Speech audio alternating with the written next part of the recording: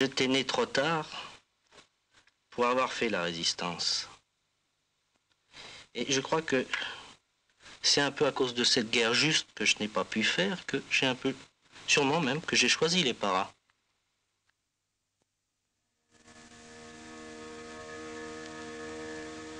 On jouait pour échapper justement à cette atmosphère, à cette condition.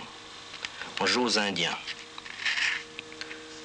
Sur les cadavres d'ânes et de chameaux, il y avait toujours des corbeaux énormes qu'on abattait à coups de fusil mitrailleur. On ramassait les plumes des ailes, très belles, avec des reflets verts et bleu acier, qu'on se mettait dans le chapeau de brousse. Et on se donnait des surnoms indiens. On ne saluait plus les officiers, on disait Hugues. J'étais renard vicieux et le colonel était taureau assis.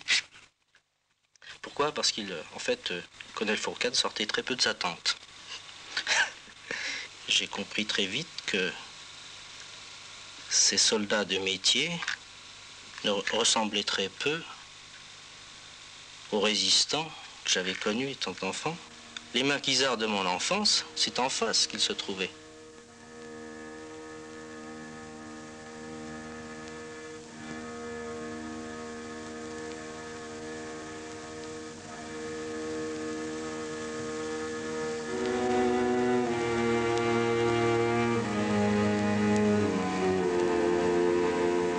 Quand je suis parti, poussé à bout, c'était en fait parce que j'avais la garde d'un prisonnier qu'on devait abattre. Corvée de bois, vous savez. Tentative d'évasion, simulée, et crac, il n'y a plus personne.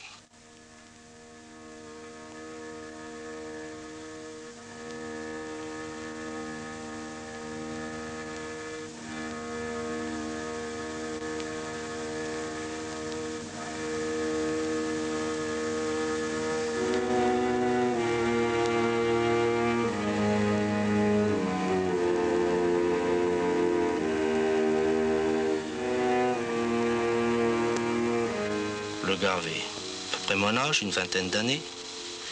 Il avait été pris les armes à la main. Quand on l'interrogeait, qu'on lui demandait « Tu fais la gare ?» Tu sais bien sûr que j'ai fait la gare. Et le capitaine disait « Que veux-tu qu'on en foute? Il n'y a qu'une chose à faire, corvée de bois. » Avec ce prisonnier, on m'en avait donné un autre aussi, un type plus âgé,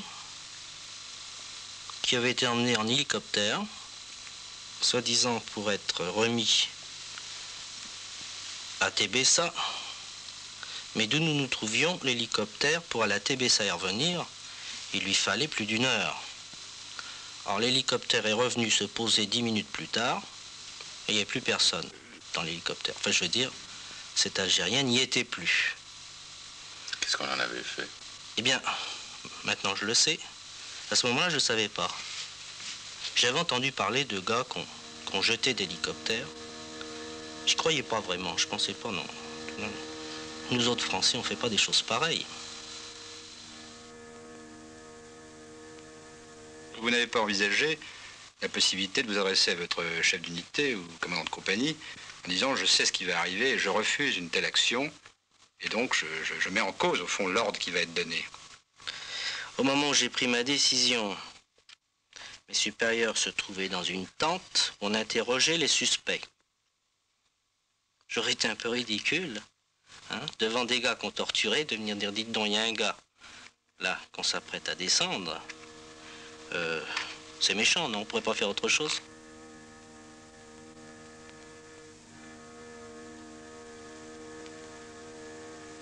J'étais écœuré, dégoûté, poussé à bout. Et finalement, je me disais, eh bien, partir avec ce gars-là, c'est leur montrer à quel point j'en ai assez.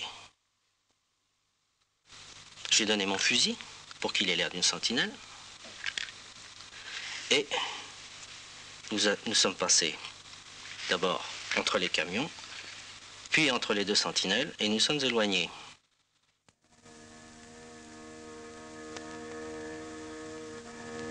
au bout de quelques jours, j'ai rencontré des nomades qui savaient qui j'étais.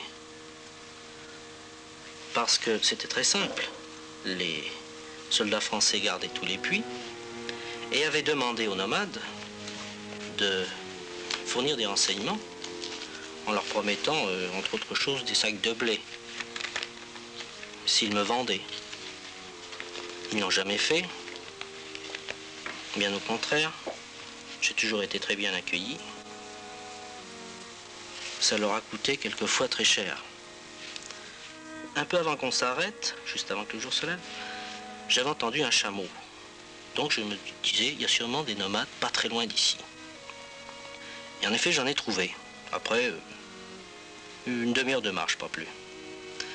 Je suis arrivé devant 3 tentes. Quand ils m'ont vu de loin, ils sont tous rentrés peureusement à l'intérieur de la tente.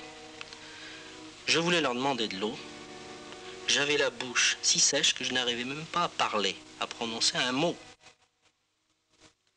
À ce moment-là, un avion passait tout près, en rase-motte, et je me suis jeté à plat ventre sous la tente pour ne pas être vu. Et là, ils ont compris. C'est donc le type qu'on recherche. Ils m'ont relevé, on m'a embrassé, on m'a apporté de l'eau. Il y avait une vieille femme, surtout très gentille. Et ces braves gens, j'aurais voulu faire quelque chose pour eux, leur donner quelque chose, jamais absolument rien.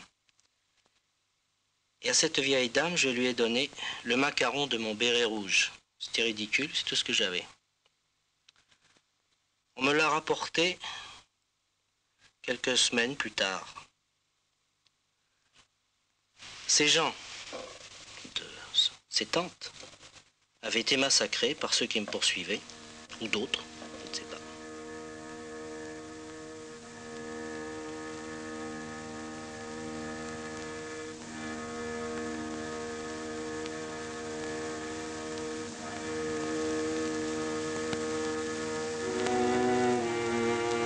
Ça devait leur poser un problème d'accueillir des déserteurs français dans les rangs des maquis. Enfin, Ah non, qu'en faire? ils n'étaient pas étonnés.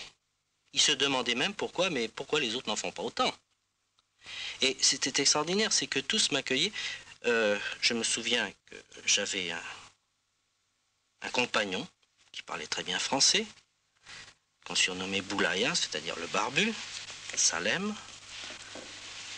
et qui s'énervait chaque fois qu'un autre qui ne me connaissait pas encore s'approchait, essayait de savoir pourquoi j'étais là, qui j'étais. Et je vais vous raconter une fois un nouveau, un chef de groupe, me voit pour la première fois et me questionne et me dit « Tu es catholique ?»« Non. »« Tu es communiste ?»« Non. »« Bah alors ?» Et Salem énervé lui répond « Mais imbécile, c'est un vrai Français. J'étais pas un type de la Légion, j'étais pas un type d'Afrique du Nord, j'étais un vrai Français. » C'était l'explication.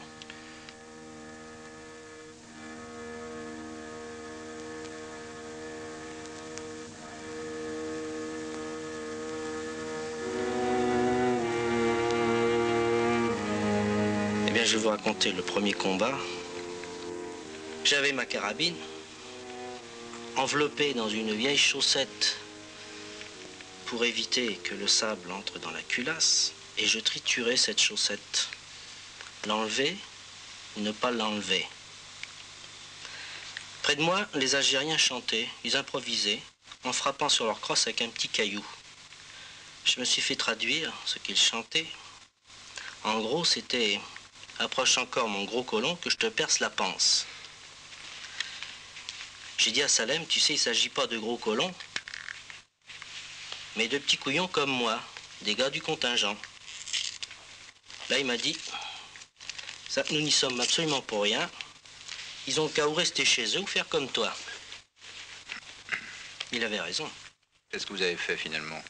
Vous avez enlevé la chaussette? Je l'ai enlevée, je vais vous raconter comment. Le soir venu, les Algériens descendaient pour faire des petites attaques surprises. Et c'est ainsi que j'ai vu un groupe d'Algériens qui s'enfonçaient dans une gorge, alors que dans la même gorge qui faisait un coude, arrivaient des soldats français. J'ai voulu prévenir les Algériens, je le dis. J'ai donc enlevé ma chaussette et je me suis mis à tirer en l'air. D'où j'étais, de toute façon, aurais-je visé, que ça ne pouvait pas porter, j'étais beaucoup trop loin. Quand je me suis mis à tirer, les Français se sont mis à me répondre avec les mitrailleuses. Seulement les Algériens, en entendant les coups qui partaient tout près d'eux, ont compris et se sont repliés, ce qui a évité l'affrontement. C'est la seule fois où je me suis servi de mon arme. Encore une fois, je le répète, il m'arrivait, en voyant les saloperies commises par l'armée française, je m'en voulais de ne pas aller jusqu'au bout et de ne pas me battre à 100%. Mais si vous aviez été confronté, je ne sais pas, dans une situation quelconque avec une unité, vous auriez tiré. Si vous n'aviez pas eu de solution, soit de fuite, soit d'avertir, soit... Vous avez raison de poser cette question parce que je crois qu'en effet, quand je me trouvais dans l'armée française, mon arme n'était pas armée parce que je ne voulais pas m'en servir. Quand je me trouvais dans l'armée algérienne, il me suffisait d'enlever cette chaussette et je crois que je l'aurais fait. Mais vous ne l'avez pas fait. Mais je ne l'ai pas fait.